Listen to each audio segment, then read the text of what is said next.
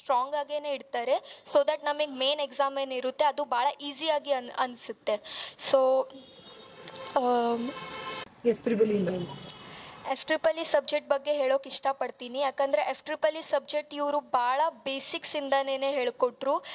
ಭಾಳ ಜನಕ್ಕೆ F-EEನೂ ಪ್ರಮೋಟ್ ಆಗಿದೆ. ಸೊ ಅವರಿಗೆ ಫುಲ್ ಬೇಸಿಕ್ಸಿಂದನೇ ಹೇಳಿಕೊಟ್ರು. ಎಲ್ಲರಿಗೂ ಬೇಸಿಕ್ಸ್ ಚೆನ್ನಾಗೇ ಸ್ಟ್ರಾಂಗ್ ಮಾಡಿದರು. ಬೇಸಿಕ್ಸ್ ಟು ಬಿಗ್ನರ್ಸ್ ಇಲ್ಲ ಅಡ್ವಾನ್ಸ್ ತನೂ ತಗೊಂಡು ಹೋದರು. ಆ್ಯಂಡ್ ಟೀಚರ್ಸು ಹೈಲಿ ಪ್ರೊಫೆಷ್ನಲ್ ಟೀಚರ್ಸೇ ಇದ್ದಾರೆ. ಎಲ್ಲರೂ ವೆಲ್ ಎಕ್ಸ್ಪೀರಿಯನ್ಸ್ ಟೀಚರ್ಸೇ ನಮಗೆ ಟೀಚ್ ಮಾಡೋಕ್ಕೆ ಬರೋದು.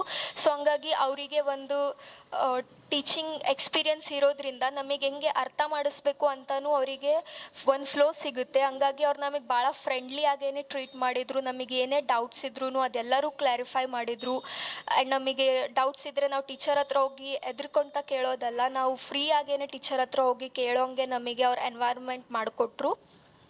ನಮ್ಮ ಜೂನಿಯರ್ಸಿಗೆ ನಾನು ಹೇಳೋಕೆ ಇಷ್ಟಪಡ್ತೀನಿ ಕಿ TGI is the one of best platform.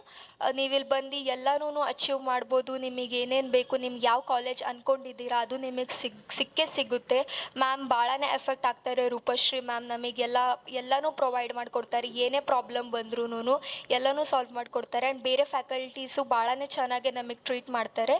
ನಾನು ಜೂನಿಯರ್ಸಿಗೆ ಇಷ್ಟೇ ಸಜೆಸ್ಟ್ ಮಾಡ್ತೀನಿ, ನೀವು ಇಲ್ಲೇ ಬಂದು TGIಗೆ ಜಾಯಿನ್ ಆಗಿರಿ. ಇದು ಭಾಳನೇ ಒಳ್ಳೆ ಪ್ಲ್ಯಾಟ್ಫಾರ್ಮ್ ಇದೆ. Thanks to TGI and thanks to Rupashree ma'am.